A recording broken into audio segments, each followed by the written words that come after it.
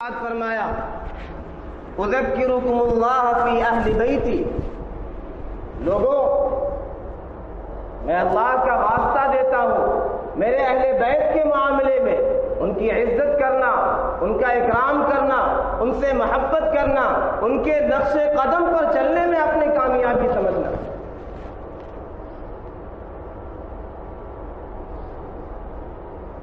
دونوں کی شان بیان کی گئی، دونوں کی عظمت بیان کی گئی، دونوں کی فضیلت بیان کی گئی۔ حضرات صحابہ اور حضرات اہل بیت، سارے اہل بیت، ان سے محبت ہم اپنے ایمان کا حصہ سمجھتے ہیں، ایمان کا جز سمجھتے ہیں۔ ان سے محبت ہمارے ایمان کی علامت ہے، ہمارے ایمان کی، ہمارے عقیدے کی، ہمارے مذہب کی شناخت اور پہچان ہے۔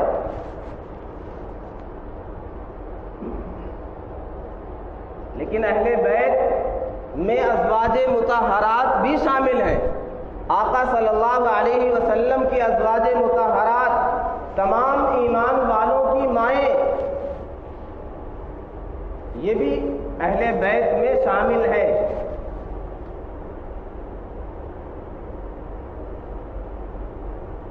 جس آیت کی میں نے تلاوت کی، اللہ تعالیٰ نے ارشاد فرمایا انما یرید اللہ لیذھب عنکم الرجس اہل البیت، اللہ چاہتے ہیں رجس اور گندگی کو اور نجاست کو تم سے دور کر دیں اہل بیت، ویطہرکم تطہیرا، اور تمہیں بالکل پاک اور صاف کر دیں، اخلاق کے اعتبار سے، اعمال کے اعتبار سے، ہر اعتبار سے تمہیں پاک اور صاف کر دے۔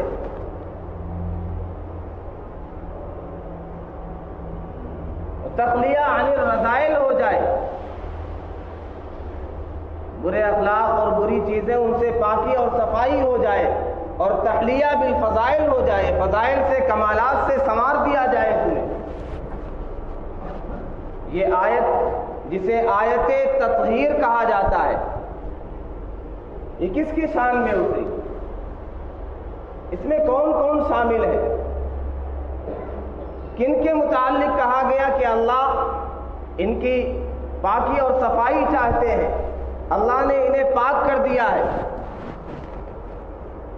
حضرت ابن عباس، حضرت عکرمہ، حضرت عطا یہ فرماتے ہیں نزلت هذه الآیت خاصۃ لازواجہ، آپ صلی اللہ علیہ وسلم کی ازواج مطہرات کے حق میں خاص طور پر یہ آیت نازل ہوئی۔ ایک مفسر فرماتے ہیں جو یہ چاہتا ہے کہ مجھ سے مباہلہ کرے اس بارے میں مباہلہ کرنے کے لیے تیار ہوں کہ یہ آیت خاص طور پہ ازواج مطہرات کے بارے میں اتری۔ پورا رکوع ہے، سیاق و سباق ہے، پچھلی 4-5 آیتوں میں انہی کا تذکرہ چل رہا، ازواج مطہرات کا، گفتگو انہی کے بارے میں چل رہی۔ یہ کیسے ہو سکتا ہے کہ 4-5 آیت پہلے اور بعد میں ایک آیت میں ازواج مطہرات کا، بیویوں کا تذکرہ چل رہا ہو، اور جب تطہیر کی بات آئے بیچ میں ایک جملے میں تو ہٹ کر کے کسی اور کا تذکرہ ہو جائے؟ یہ تو نظم قرآن کے خلاف۔ قرآن میں ہر ایک آیت سے دوسری آیت کا جوڑ اور ربط ہوتا ہے۔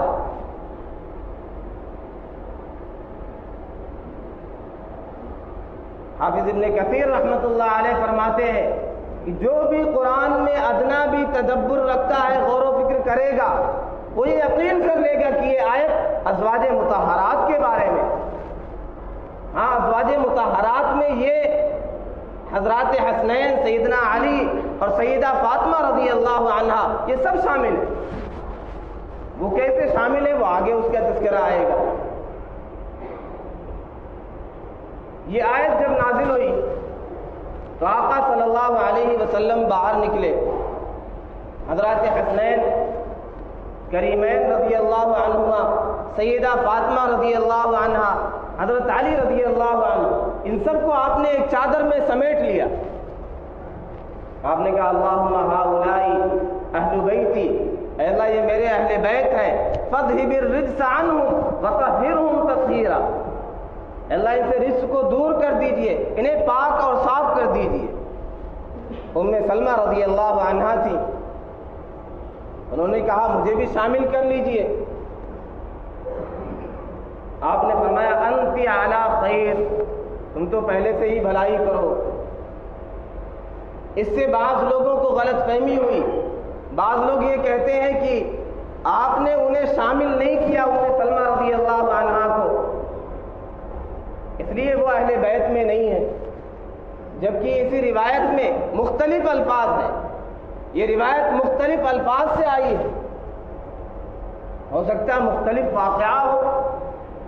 ایک روایت میں انت اعلی مکانک، تم اپنی جگہ پر ہو، ایک روایت میں انت اعلی خیر، تم خیر پر ہو، ایک میں انت من اہلی، تم بھی میرے اہل میں سے۔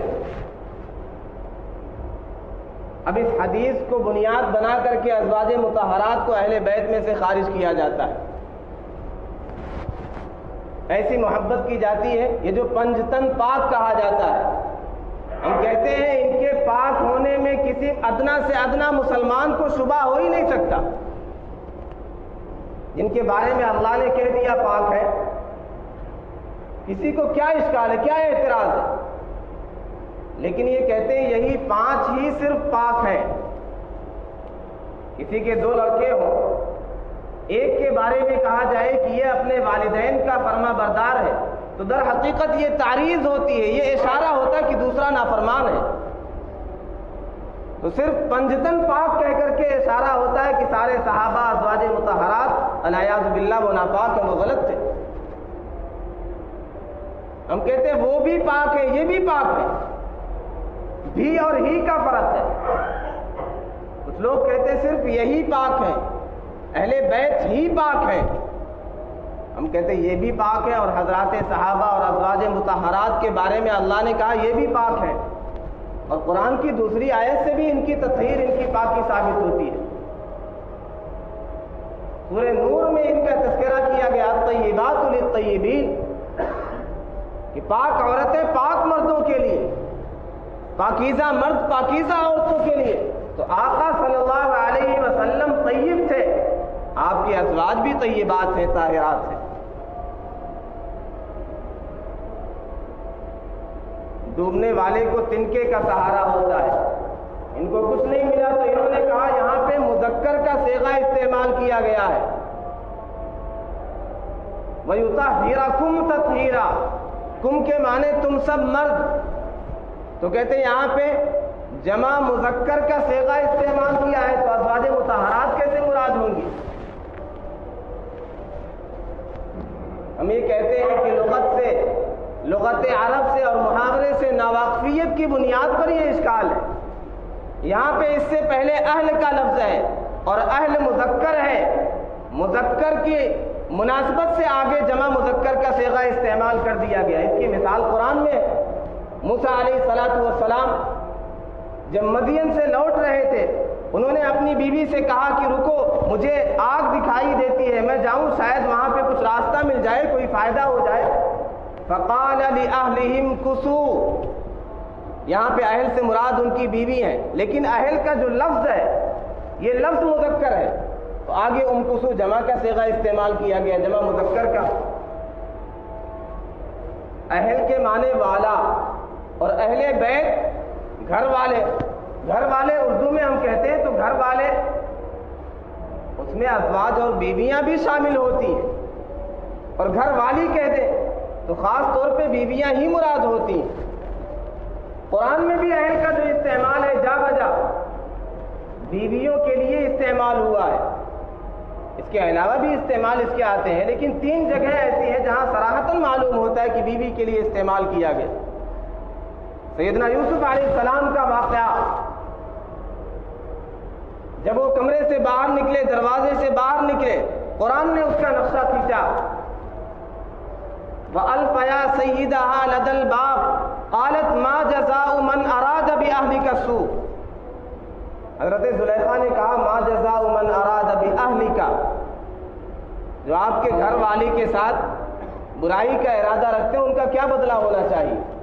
تو یہاں پہ اہل کا لفظ استعمال کیا اپنے لیے، بیوی کے لیے استعمال ہوا۔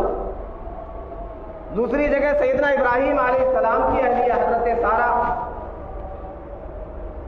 جب فرشتوں نے بشارت دی سیدنا اسحاق علیہ السلام کی ولادت کی، تو وہ متعجب ہو گئی، حیران ہو گئی کہ اس بڑھاپے کی عمر میں اولاد ہوگی۔ فرشتوں نے کہا اتعجبین من امر اللہ رحمت اللہ وبرکاتہ علیکم اہل البیت، اللہ کی جو رحمتیں اور برکتیں ہیں تم پر اہل بیت، کیا تمہیں اس سے تعجب ہے؟ تم پر تو اللہ کی خاص رحمتیں اور برکتیں، تو یہاں بھی اہل کا لفظ استعمال ہوا ان کی بیوی کے لیے، یہ جا بجا استعمال ہوا۔ اور یہاں پہ سیدنا موسیٰ علیہ السلام لأہلہم کسو، تو جب گھر والا کہتے ہیں، اہل کہتے ہیں، تو ازواج بھی مراد ہوتی ہیں، تو اہل بیت میں ازواج مطہرات بھی شامل ہیں اور یہ حضرات بھی شامل ہیں۔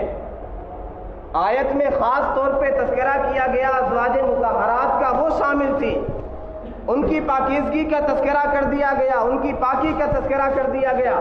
آقا صلی اللہ علیہ وسلم نے اپنی چادر میں سمیٹ کر کے ان حضرات کو، ان پانچوں حضرات کو بھی شامل کر لیا۔ آپ نے دعا کر دی کہ اللہ انہیں بھی شامل کر لیجئے، آپ کی دعا مقبول ہے، لہذا یہ بھی اہل بیت میں ہیں، وہ بھی اہل بیت میں، تو ازواج مطہرات بھی اہل بیت میں سے ہیں اور یہ حضرات بھی اہل بیت میں سے۔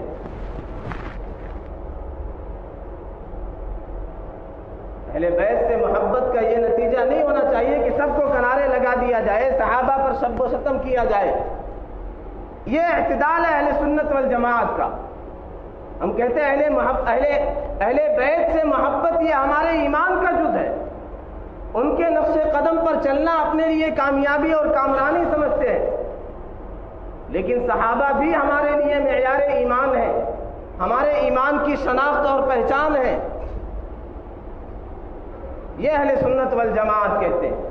یہ اہل بیت کی بھی شان بیان کرتے ہیں، صحابہ کرام کی بھی شان بیان کرتے ہیں، حضرات حسنین کی بھی شان بیان کرتے ہیں، صرف سیدنا حسین رضی اللہ عنہ کی شان بیان نہیں کرتے، سیدنا حسن رضی اللہ عنہ کی بھی شان بیان کرتے ہیں، آخر وہ بھی تو نواسے رسول ہیں،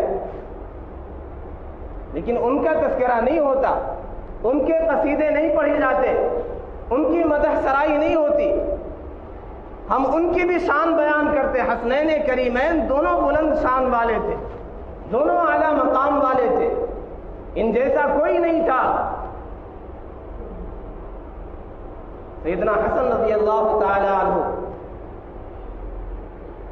سیدہ فاطمہ رضی اللہ عنہا کی شادی کو 1 سال گزرے تھے، سن 3 ہجری میں رمضان المبارک میں سیدہ فاطمہ رضی اللہ عنہا کے گھر آنگن میں ایک خوبصورت سا پھول کھلا، آقا صلی اللہ علیہ وسلم کو انتہائی خوشی ہوئی، آپ تشریف لائے، آپ نے تہنیت کی، کھجور کو آپ نے منہ میں ڈالا، جسے تہنیت کہا جاتا ہے، برکت کی دعائیں دی، پھر آپ نے ہی نام رکھا۔ عق رسول اللہ صلی اللہ علیہ وسلم عن الحسن والحسین کبشا کبشا، آپ نے حضرات حسنین میں سے دونوں کی طرف سے ایک ایک میڈا عقیقہ کیا۔ اس لیے امام مالک کے نزدیک ایک بکرے سے بھی کام چل جاتا ہے، احناف کے یہاں بھی عقیقے میں اگر کسی کے یہاں گنجائش نہیں ہو 2 بکروں کی تو 1 بکرے سے کام چل جاتا ہے، لیکن ایک روایت میں ہے کہ لڑکے کے لیے ڈبل ہے، لڑکی کے لیے 1 ہے، اس لیے افضل اپنے یہاں یہی ہے کہ لڑکے کی طرف سے 2 بکرے قربان کیے جائیں۔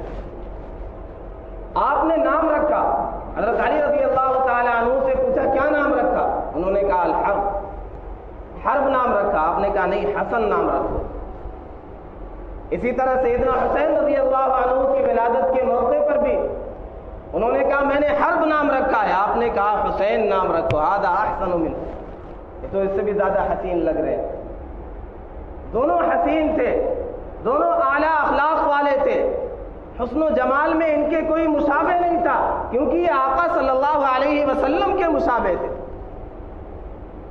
صحیح بخاری کی روایت ہے لم یکن اشبہ برسول اللہ صلی اللہ علیہ وسلم من الحسن بن علی رضی اللہ عنہما، سیدنا حسن بن علی رضی اللہ عنہما سے زیادہ آقا صلی اللہ علیہ وسلم کے مشابہ کوئی نہیں تھا،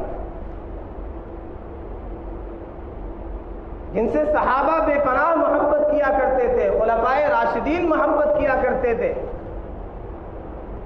ایک موقع پر سیدنا ابو بکر صدیق رضی اللہ تعالیٰ عنہ حضرت حسن رضی اللہ تعالیٰ عنہ کو اپنی گود میں لیے ہوئے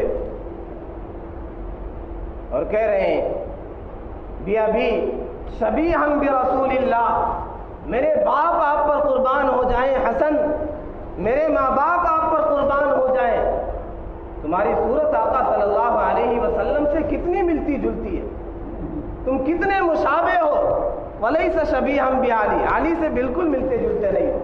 حضرت علی رضی اللہ تعالی عنہ سن رہے تھے اور دیکھ کر کے مسکرا رہے تھے۔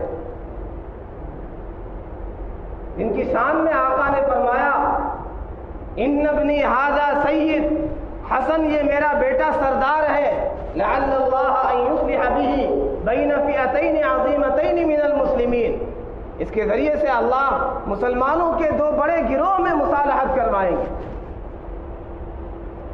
تقریباً 6 مہینے تک خلیفہ رہے سیدنا حسن رضی اللہ تعالی عنہ اور مسلمانوں کا خون نہیں بہنے دیا۔ حضرت امیر معاویہ رضی اللہ تعالی عنہ سے ان کے حق میں دستبردار ہو گئے اپنی خلافت سے، لوگ انہیں تانا دیا کرتے تھے، لیکن آقا صلی اللہ علیہ وسلم کی پیشین گوئی انہیں پوری کرنی تھی۔ نہیں، میں نہیں چاہتا ہوں کہ مسلمانوں کی تلواریں باہر نکلیں، میری وجہ سے مسلمانوں میں خون خرابہ ہو جائے۔ مصالحت کی، اس مصالحت کی وجہ سے آج ان کا تذکرہ ہی نہیں ہوتا، ان کا نام ہی نہیں لیا جاتا۔ وہ صلح جو تھے، وہ امن پسند تھے، انہوں نے آقا صلی اللہ علیہ وسلم کی پیشین گوئی پوری کی۔ امیر معاویہ کو وہ اچھا سمجھتے تھے، کاتب وحی سمجھتے تھے۔ آقا صلی اللہ علیہ وسلم نے امیر معاویہ کے لیے دعا دی، اللہم علمہ الکتاب وعلمہ الحساب، اللہ انہیں کتاب کا علم دے دیجئے، قرآن کا علم دے دیجئے اور حساب سکھلا دیجئے، آگے چل کے ان سے کام لینا ہے، حکومت کا، سیادت کا۔ وقتہ العذاب، انہیں عذاب سے بچا لیجئے۔ آج من گڑت روایتیں، تاریخی باتوں کو لے کر کے امیر معاویہ پر سب و شتم کیا جاتا ہے۔ حضرت حسن رضی اللہ تعالی عنہ سے زیادہ جاننے والے لوگ ہو گئے، انہوں نے تو اپنا منبر دے دیا، اپنے باپ سیدنا علی رضی اللہ تعالی عنہ کا منبر دے دیا، امیر معاویہ کے پیچھے نماز پڑھی، ان کے ہاتھ پر بیعت کر دی، یہی ناگوار گزرتا، ان کا تذکرہ ہی نہیں ہوتا۔ دونوں بھائی اعلیٰ تھے، اخلاق کے اعتبار سے، کمال کے اعتبار سے ہم کہتے ہیں سب کا تذکرہ ہونا چاہیے، سب سے محبت ہونی چاہیے، یہ سب اہل بیت میں سے ہے۔ حضرت حسن کی بھی شان بڑی ہے، لیکن محبت کا معیار تمہارا اور ہوگا، ہمارا اور ہے۔ تم محبت کا معیار یہ سمجھتے ہو کہ صحابہ پر سب و شتم کیا جائے، امیر معاویہ پر لعن طعن کیا جائے، تم یہ سمجھتے ہو محبت کا پیمانہ یہ ہے کہ ماتم کیا جائے، کالے کپڑے پہنے جائیں؟ نہیں، ہم یہ کہتے ہیں محبت کی علامت یہ ہوتی ہے کہ ان کی اتباع کی جائے، ان کے نقش قدم پر چلا جائے، ان کے اخلاق جیسے تھے، ان کی سخاوت جیسی تھی، ان کا علم اور بردباری جیسی تھی، یہ جیسے امن پسند تھے، یہ جیسے دین کے لیے مرنے مٹنے والے، قربانیاں دینے والے تھے، یہ ساری چیزیں اپناؤ۔ کتنی دور رس نگاہیں تھی، کیسے دانش مند تھے حضرت حسن رضی اللہ تعالی عنہ۔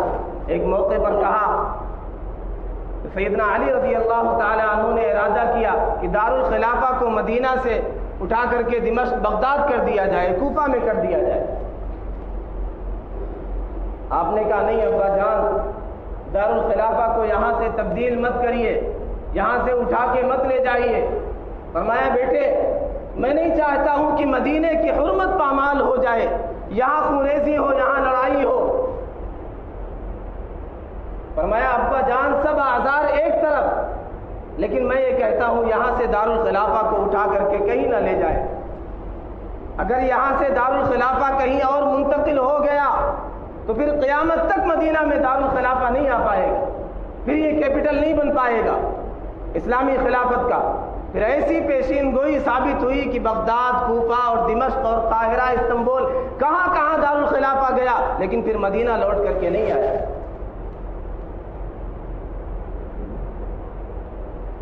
کیسے اعلیٰ اخلاق والے تھے۔ ایک موقع پر باندی سے پانی مانگا، وہ پانی لے کر کے آئی، گرم پانی تھا، ان کے پاؤں پہ گر گیا، ناراض ہو گئے، غصہ ہو گئے۔ اس وقت کی باندیاں اور لوڈیاں بھی حافظہ قرآن ہوا کرتی تھی، قرآن کے معانی کو سمجھا کرتی تھی، فوراً قرآن پڑھ دیا۔ آج ہماری بہنوں کو سب کچھ آتا ہے، دنیا کی ساری چیزیں، ہیروئن کے نام، ایکٹریس کے نام، فلموں کے نام، ہیروئنوں کے نام، ساری چیزیں آتی ہیں، دنیاوی چیزیں۔ کون سی فلم کب ریلیز ہوئی، کون سی فلم میں کیا دکھایا گیا، کون سا سیریل کب آتا ہے، پتہ نہیں، تو قرآن کا پتہ نہیں، آقا صلی اللہ علیہ وسلم کے فرمان کا پتہ نہیں۔ آج اسکول اور کالجز بھرے پڑے ہیں، ہر طرف بھیڑ ہے، لیکن مدارس میں دیکھو، البنات کے جو مدارس ہیں، کون بچیاں جاتی، کتنی تعداد ہے، جا کر کے دیکھیں۔ وہاں بادیوں کو قرآن یاد ہے، آیت پڑھتی، والکاظمین الغیظ، معنی بھی معلوم ہے، غصے کو پی جانے والے۔ آپ نے کہا معاف کر دیا، غصہ پی گئے، کہا صرف غصہ پینا نہیں، دل سے بھی معاف کر دیجیے۔ کبھی ایسا ہوتا آدمی غصے میں انتقام نہیں لیتا، کچھ کہتا نہیں، لیکن اندر پھر بھی تکلیف رہتی ہے۔ آگے کا ٹکڑا پڑھ دیا، والعافین عن الناس، لوگوں کو معاف کرنے والے، کہا جاؤ معاف بھی کر دیا، کہ نہیں اتنے سے کام نہیں چلے گا، احسان بھی کر دیجئے۔ اور آگے کا ٹکڑا پڑھ دیا، واللہ یحب المحسنین، اللہ احسان کرنے والوں کو پسند فرماتے ہیں۔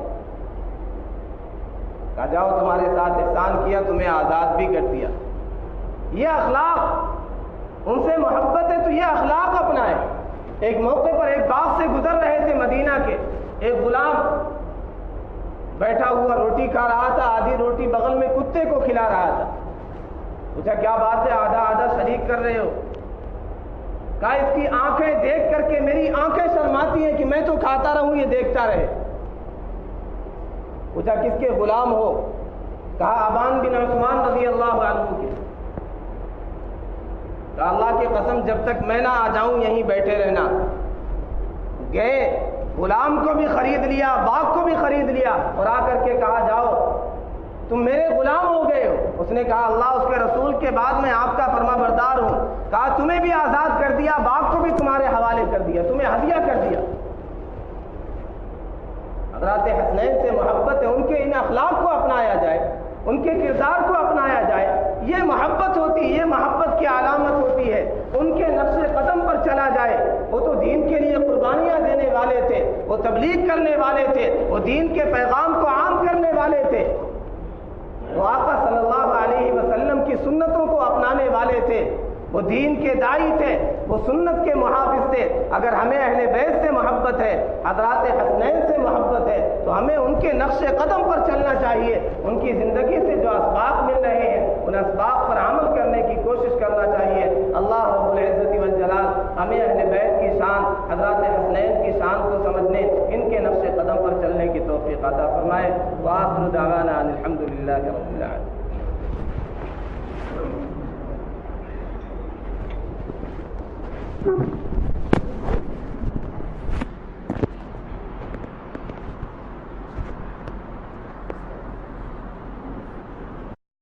فرمایا